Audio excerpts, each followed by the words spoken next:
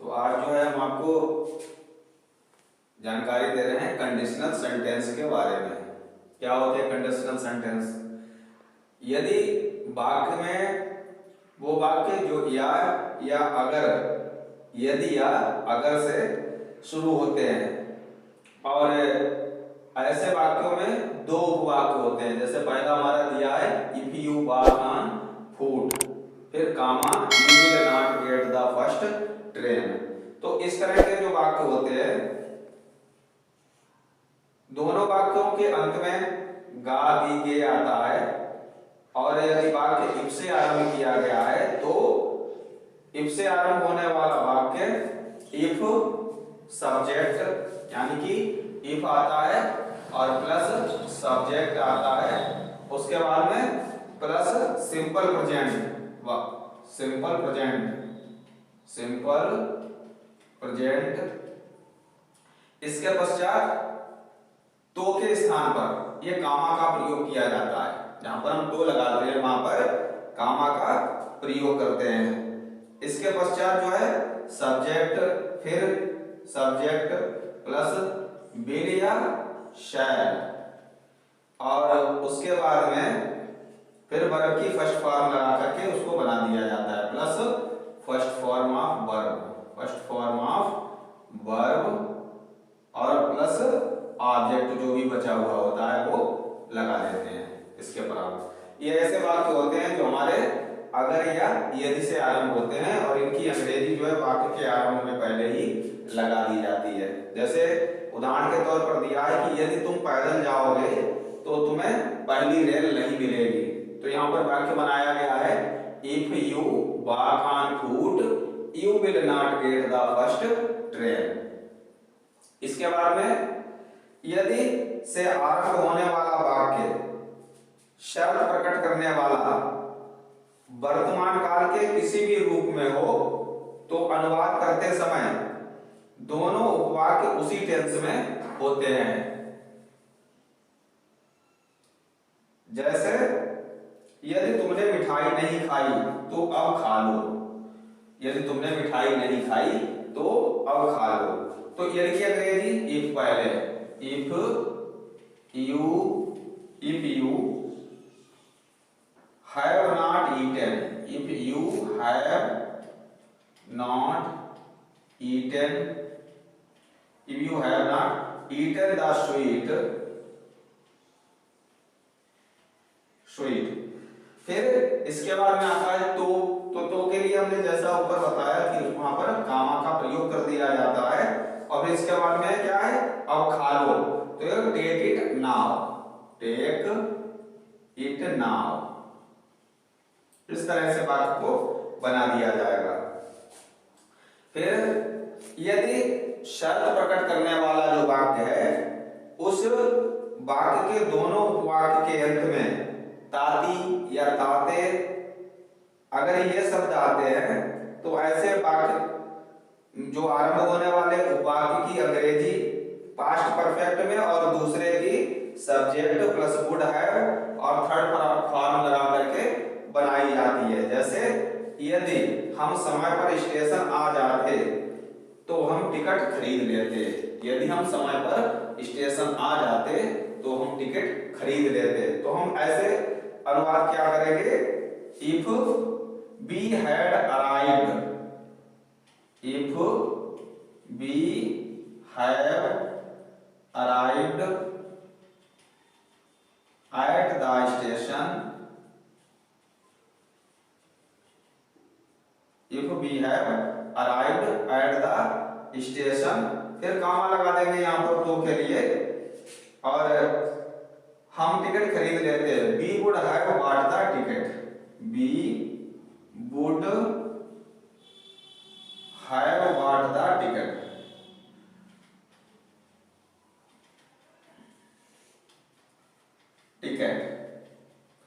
तो इस तरह से वाक्यों को बनाते हैं। फिर कहा गया कि अब कंडीशनल जो सेंटेंस होते हैं उसमें यदि किसी वाक्य में यदि से आरंभ हो रहा हो उसमें ऐसी कोई शर्त रखी हो जैसे कि कोई कोरी कल्पना प्रतीत हो रही हो, तो प्रथम वाक्य जो है वो इफ से, इफ सब्जेक्ट और हेड या वर्ब लगा सब्जेक्ट प्लस शुड और प्लस आई का प्रयोग करके बनाया जाता है।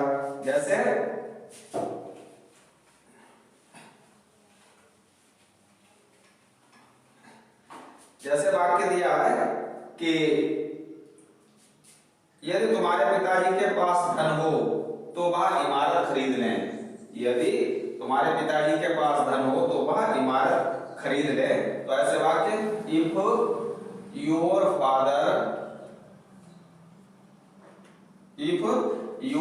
फादर हैड मनी, ठीक है, फिर कामा लगा लेंगे यहीं पर तो के लिए और फिर क्या बनाएंगे, he should purchase this building, he should purchase the building. सीधा दिया है कि तुम्हारे पिताजी के पास धन हो तो वह इमारत खरीद ले। तो if your father had money he should purchase the building. शर्त प्रकट करने वाला वाक्य जिसमें ऐसी शर्त प्रकट हो कि आने वाले समय में किसी चीज की संभावना बनी हो या चेतावनी दी गई हो, तो ऐसे वाक्यों की अंग्रेजी बनाते समय जो हमारा प्रिंसिपल क्लॉज होता है उसकी अंग्रेजी पहले प्रयुक्त होती है और सबऑर्डिनेट जो होता है क्लॉज उसकी अंग्रेजी इफ या इन केस से आरंभ होती है। जैसे यदि तुम थक जाओ तो थोड़ा आराम कर लेना। ऐसे वाक्य दिया है कि यदि तुम थक जाओ तो थोड़ा आराम कर लेना।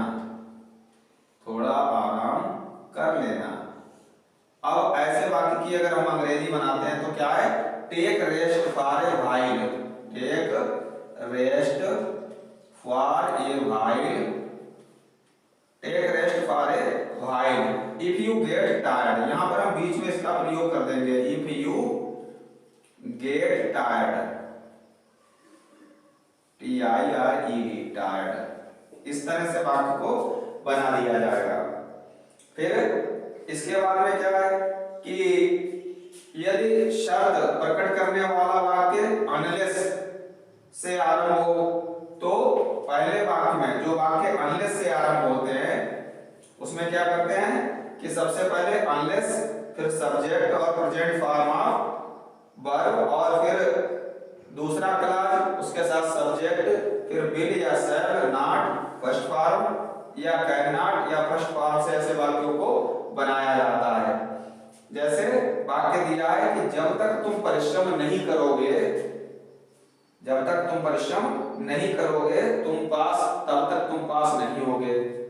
तो ऐसे वाक्य बनाने के लिए हम अनलेस का प्रयोग करते हैं। Unless you work hard, unless you work hard you will not pass, comma you will not pass। ऐसे वाक्य जो है अनलेस से बनाए जाते हैं। फिर काश, जैसे कुछ वाक्य ऐसे होते हैं जिनमें कि हम काश का प्रयोग करते हैं कि काश ऐसा होता, कि मैं युवा होता, काश मैं युवा होता।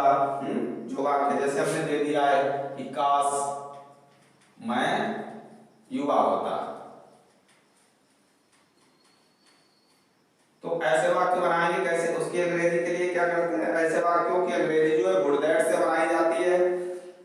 कर्ता के बाद वर का प्रयोग किया जाता है और मेरी इच्छा है कि अंग्रेजी आई विश से आरंभ की जाती है। अब यहाँ पर दिया है कि काश मैं युवा होता, तो अंग्रेजी में बनाएंगे would that I were young, would that I were young है। इसी तरह से अगर इच्छा का वाक्य है कि मेरी इच्छा है कि मैं करोड़पति हूं, मेरी इच्छा है कि मैं करोड़पति हूं,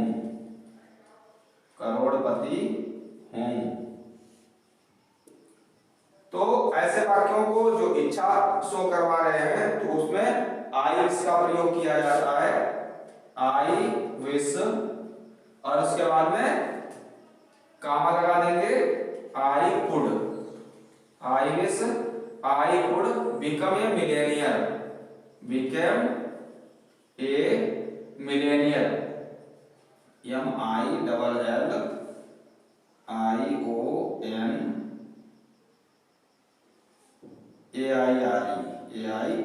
मिलेनियर।